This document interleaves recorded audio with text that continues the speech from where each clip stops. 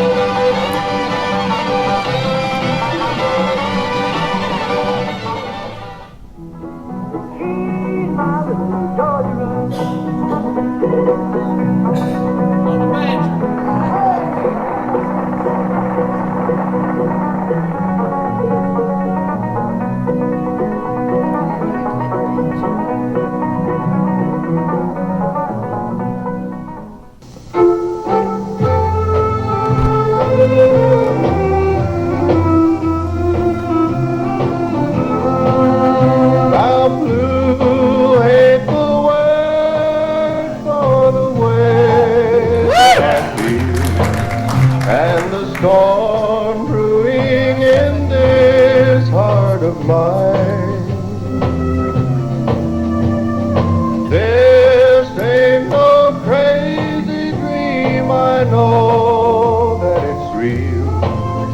You're someone else's love now, you're not mine. Oh, wow, look at that. Oh, look at that line.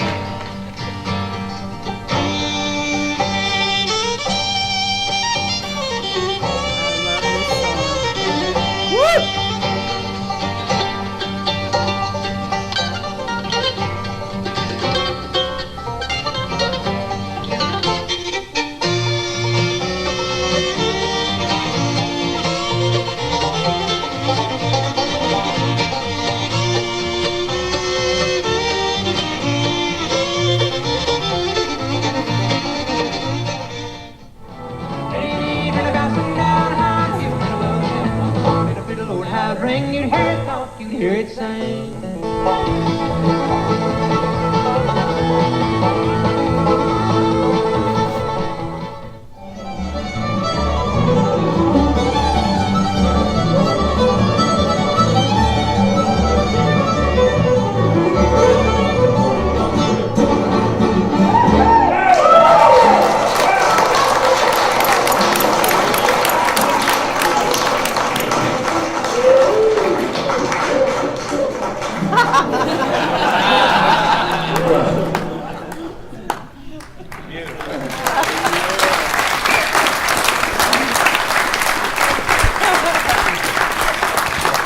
Absolutely fantastic. And that Cheyenne footage right there with the album band was about 35 years ago, and what a blessing that it sounded just as good last night in this man's hands. How about that?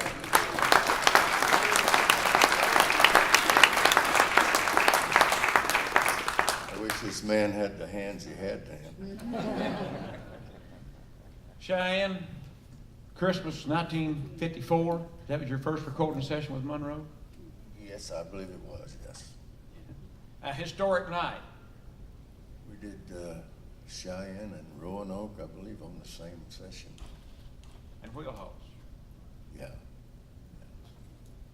That's enough right there. That's enough right there to put him in this Hall of Fame. Well, they always tried to overwork me, you know. How many times have you played Uncle Pen?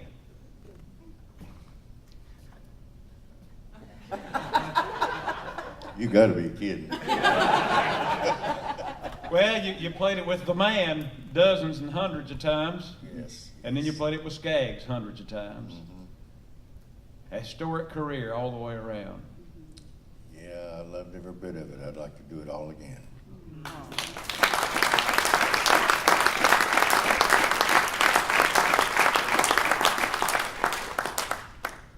You're still cutting it deep, Bobby. You know that. Well, that's your opinion. That's your opinion, not mine. I love the music. I love to try to play it. But my hands are getting to where they won't do what they used to do. And it really gets to me sometimes that I can't do what I know I used to. But I still try. That's about all I can do. I think it still sounds great, and I would bet that there are tens of thousands of people around the world that would agree that you ain't got nothing to prove. Well, thank you so much.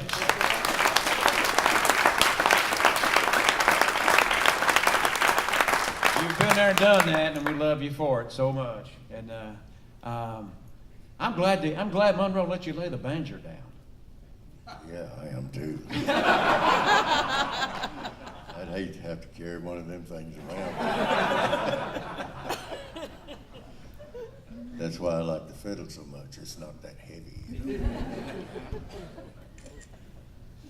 Well, out of all the work you did, I mean, and there's so many historians in the room that know the volumes and the scores of phenomenal recordings that feature Bobby Hicks' great touch. What do you enjoy playing the most? Or looking back across the last 70 years, what's your signature piece? What is it that really that you want to be remembered for with all the great fiddle work you've done? You know, I don't know how to answer that question. I pretty much like everything I've done so far. I have heard some of the stuff I've done that could have been better. But I don't know. That'd be a hard question to answer. Well, with the big body of work, again, that you're involved with, that is a tough one. I'm sorry about that. Yes. But I like Western swing fiddle very well. And with this band that I was singing on there a while ago, I got a chance to learn to play that stuff pretty well out there. Yeah. That was in Las Vegas. Yeah. Well, you must have got rich with Monroe. Yeah. I think everybody that ever worked for him got rich. But I love the music. That's why I stayed there as long as I did. Yeah. Yeah. Well, you transitioned from Monroe and the Nashville and the opera community to Las Vegas. That's a big daggone difference. How'd you make that connection? What took you out of Monroe's music, put you out west? Well, when I quit Monroe, I went to work for Porter Wagner for a year and a half or so. And then I kind of got tired of that. It was supposed to be a better paying job, but it didn't pay as well as Bill did. Bill was paying me $90 a week, which back in 1954 was a pretty good salary. But I never did get a salary, just a little money here and there, you know. But I was young then, and I didn't care. That didn't bother me. I just loved the music, and I loved to play it. But I quit Bill and went to work for Porter Wagner for $35 a day. Sometimes he would work 1 or 2 days a month. So I dropped that and I left Nashville for a little while and moved to a little town called Old Wine, Iowa. And went to work with a dance band up there. Played a lot of the big halls where they do a lot of dancing and all that.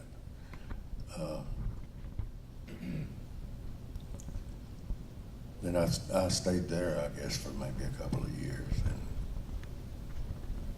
well, no, maybe not that long, but anyway, I quit that band and moved to Billings, Montana, and put together my own little group out there, a little dance band. We played the hotel lounges and places like that. Now, I moved from Billings to Missoula, Montana, and worked there for a little while in a place called the Park Hotel in the Flamingo Lounge. And didn't take too long to get tired of that, so I gave the boys the band and I left and went to Las Vegas. When I got to Las Vegas, I had $2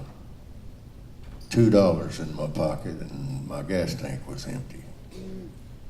So I walked in the Golden Nugget in Las Vegas just to see what was happening and see if anybody needed a fiddle player.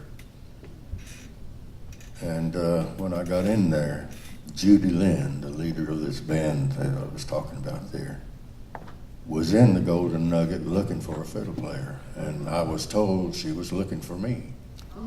She didn't know where it was at. So I walked right into a job, didn't have no money or anything, and walked right into a job that paid really good, considering what I was making before, you know. And that was 1963, I believe it was. And we were doing 6 shows a night and 6 nights a week. And we had 21 different changes of uniforms, complete like what you saw there just now. 21 different shades of colors, you know. And I worked for her until 1970. Then I left the band and moved to Reno and put another little group together, a little dance band, a little 4-piece group. And in 1975, my sister called me from Greensboro, where I lived for a long time. And my mother was in the hospital in pretty bad shape, and she thought I should get home. So I just dropped everything and came straight home. And I got home in April. My mother passed away in August.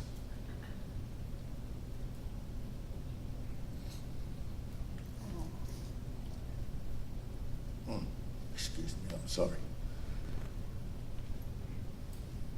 But I knew Carlton Haney. I had known him for a long time. And he was doing a Bluegrass festival that was, maybe 30 miles from where my home was. Camp Springs. Penny Parsons there, she knows where that is. But I started working some for him, you know, just doing a single and working with whoever he wanted me to work with.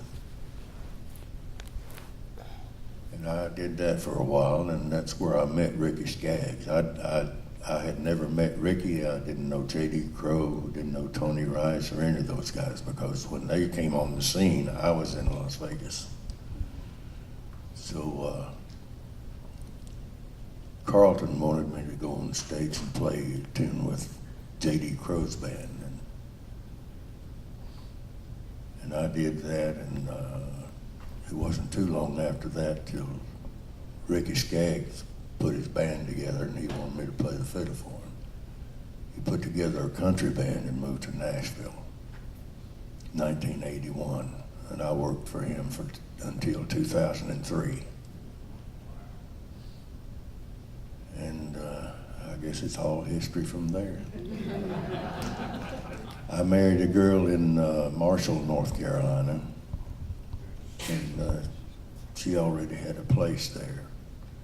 So I just moved in with her, and that's where I live now. I hold a little jam session there on Thursday nights every week. And I see one of my fiddle players back there, Joe Trimbach. And You mentioned the rigorous schedule that you work with Judy Lynn out there. yes, We were talking this morning. You said there by the early 80s when Skaggs had 2 or 3 #1 hits, yeah. you worked just about the same volume on the road every day, didn't you? How many? You guys were absolutely killing it in the 80s, wasn't you? Yeah, when he cut his first #1 record, man, he was red hot in Nashville, you know, and they just working. We did 258 days one year. And that was just work days, not travel. So I was on the road for a whole year, just about every day. But it was fun. It was good to get back to Nashville and see some of my old friends I had there when I was with Bill. But I don't know, I kind of got tired of that after 22 years with him. So in 2003, I quit his band, and I also got married that year. And I've been in Marshall, North Carolina, just laying back and enjoying life ever since.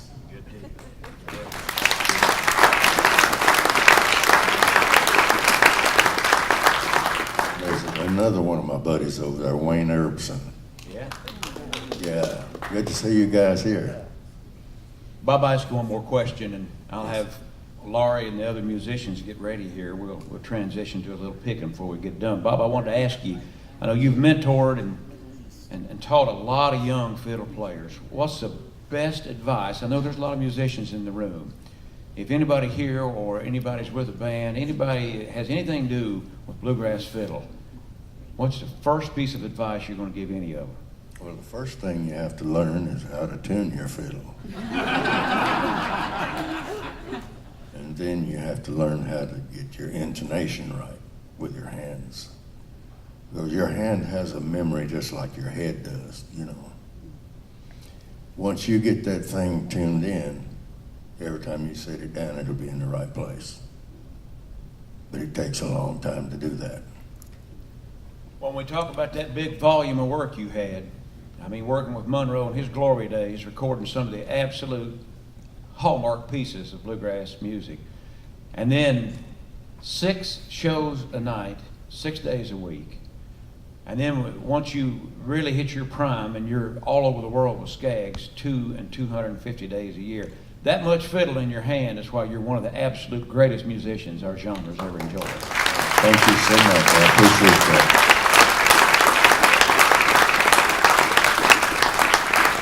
Bobby Hicks, ladies and gentlemen.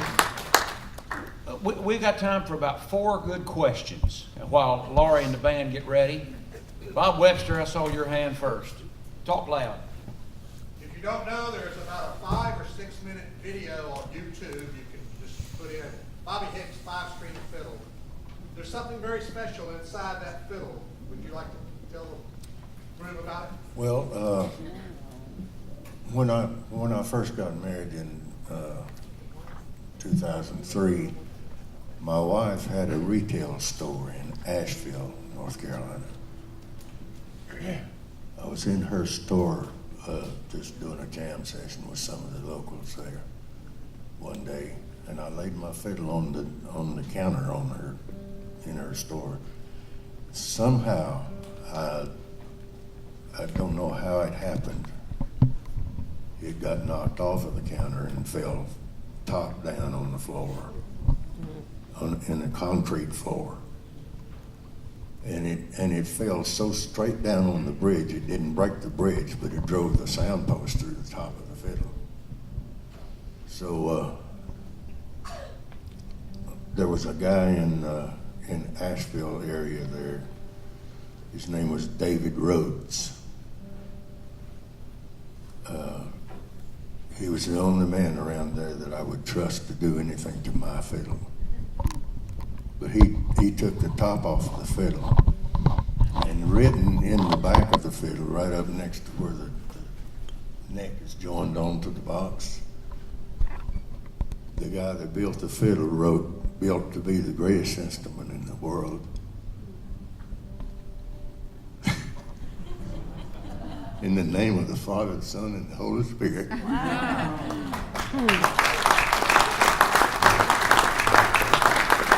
that's written in the back of that instrument, Lynn, right over there. And I think that fiddle's been anointed, because I have never heard another one like it. Never. Absolutely. And there's been a lot of people build a lot of 5-string fiddles, but there's never been one like that one. There's never one that had that touch of the master's hand like you put on it, Bob, that's for sure. Tom? Roland, could you speak about your family's journey from Maine to California and what that California bluegrass scene was like in the Kentucky Colonel days? Well, real quickly, we left California in August 1954. Well, no, July, late July. And of course, my mom was pregnant at the time. That's when my sister Rosemary was born. The next April, she was born April 4th. But anyways, we went to California, and one of my aunts, my dad's sisters, was already out there. She said, "You need to take these." She heard us play, and she says, "You need to take us these boys to the talent show on KXLA radio this weekend in Carmore. He has a talent show on radio, and you need to get them on there." Anyway, so my dad took us down there, and there was Clarence, Eric, and myself, and we played the show. Anyways, we went to audition. We played about, I think I played Ragtime Man and Soldier's Joy. I probably played about, see, you're on. Okay, so. Anyways, we got on the talent show, and we won the darn thing, of all things. But anyway, what was the question again? What the whole California bluegrass scene was like at that time? Well, there weren't very many people. There was Don Parmalee, and we met Don Parmalee, and the Bluegrass Cardinals. I think this is before they had the name, anyways. And then there was us, and there was let's see, who else? Dillards? The Dillards came. Yeah, right. We met them later. Right. They moved to town later. That was pretty much it. Yeah. We were the only ones playing that kind of music. The country boys. Anybody got a quick question for Alice while Roland gets his mandolin? Roland, just get geared up here and have some pig.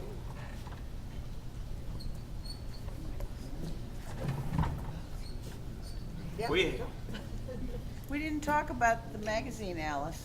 Your magazine. Yeah, give us a little bit about your publishing history. Okay. Well, I founded and was the editor of the Old Time Herald, which was a magazine that I modeled on Bluegrass Unlimited, because I had been part of the beginning of Bluegrass Unlimited with Pete Kuykendall back in Washington, D.C. And so when I decided that it would be a good idea to have a magazine for old time music as well, I thought I called Pete. He was one of the first people I called, and I talked to Charles Wolfe in Murfreesboro, Tennessee, and a lot of different people, Dave Freeman, and got started with that magazine. And it was totally, I just felt like, I remember what it was like for there to be a magazine, a forum for bluegrass musicians to talk about their music and to create a place where you could make connection with other people, write letters, and talk about recordings that you were making and shows that you were going to do. It just made a huge difference for bluegrass music, and I was kind of hoping it would do that for old time music as well, the Old Time Herald, and it kind of did. Yeah, for a while. it did. Yeah, and I would call Pete up every now and then and say, "What do I do about this?" And he would always give me good advice. He gave everybody a lot of good Yeah, advice. he did. Tom, help me move this last chair here. I need to get up, do I? You're a new member of the Hall of Fame. You can do whatever you want to do.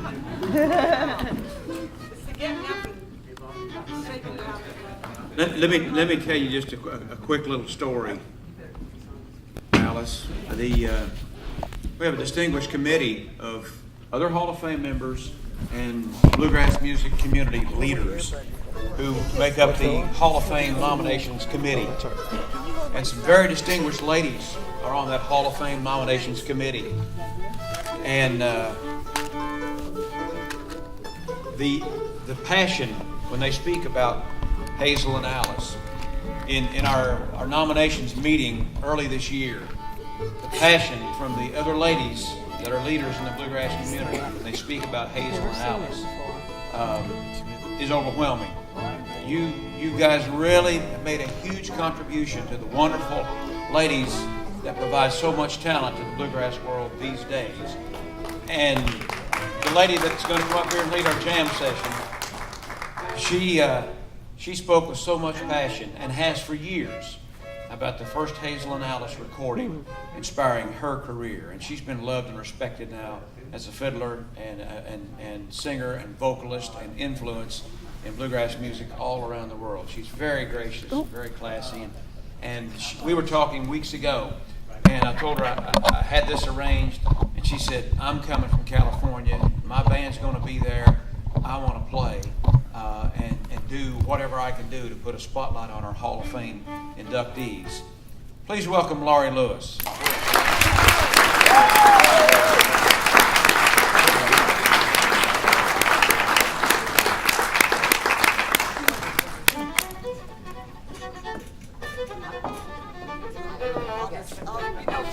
Be here for whatever, because you might. Would you sing tenor on Sitting Alone in the Moon? With Roland? You're doing fine, Laurie. Oh, thank you, sir.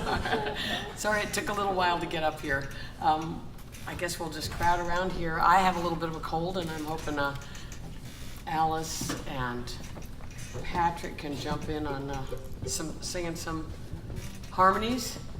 And what do you want to start with? Roland, do you want to just kick right off with Sitting Alone in the Moonlight? Yeah, right. Let's do that. This is Patrick Sauber on the banjo and Max Schwartz on the bass back here. So, first number we're going to do, is this a good height? Maybe we should lower it a little bit. Is Sitting Alone in the Moonlight.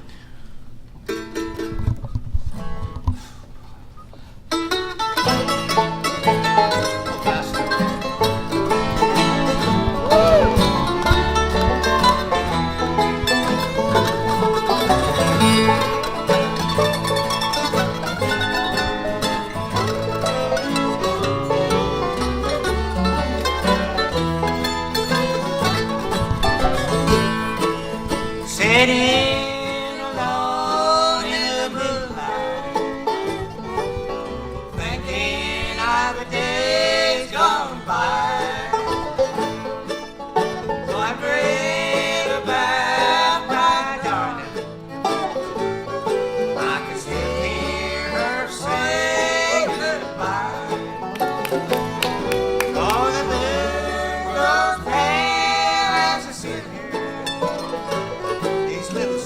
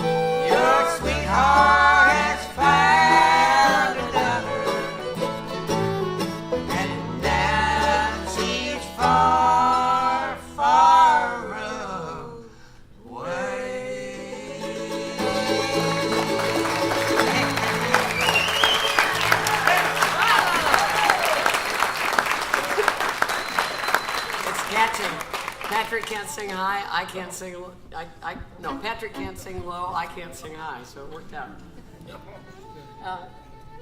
Did we get enough fiddle out there? Should we? Okay. Do you want to do a fiddle too? Yeah. Please? Fiddle Pat. Sure. I don't have to ask what key that's in.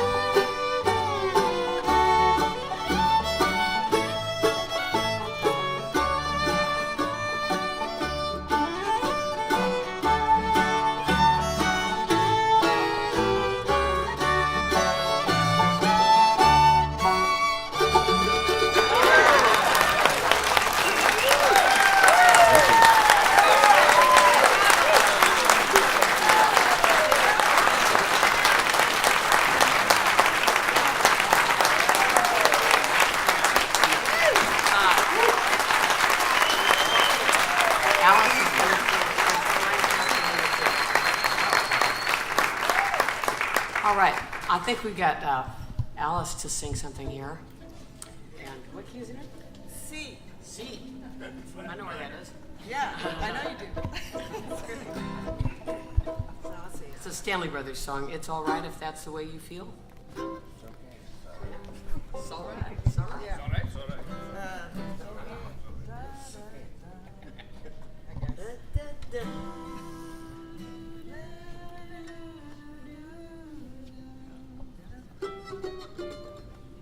That's it. Yeah.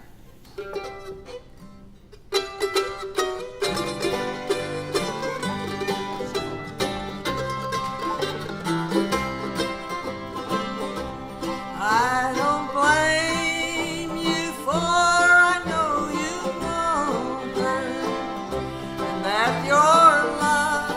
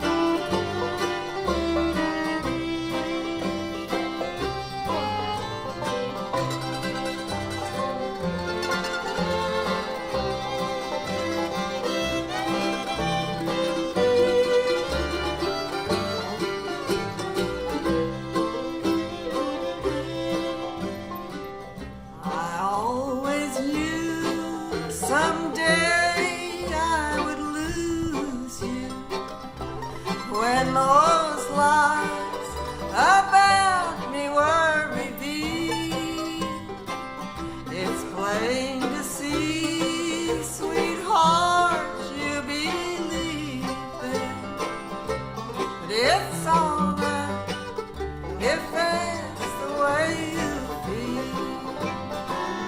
I know that I will always go on caring, and my feelings now I must conceal. I don't blame you and I want you with me, but it's alright if that's the way you feel. Yes, it's alright if that's the way you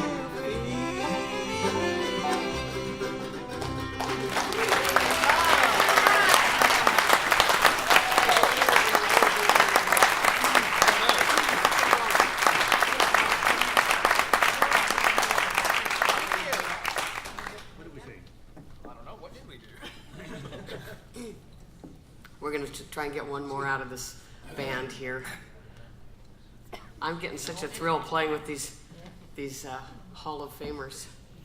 Almost couldn't. Yeah. It's so exciting. Oh, goody. Darling, you toyed with a toy heart. In the key of D. Everybody does it in C, but I do it in D.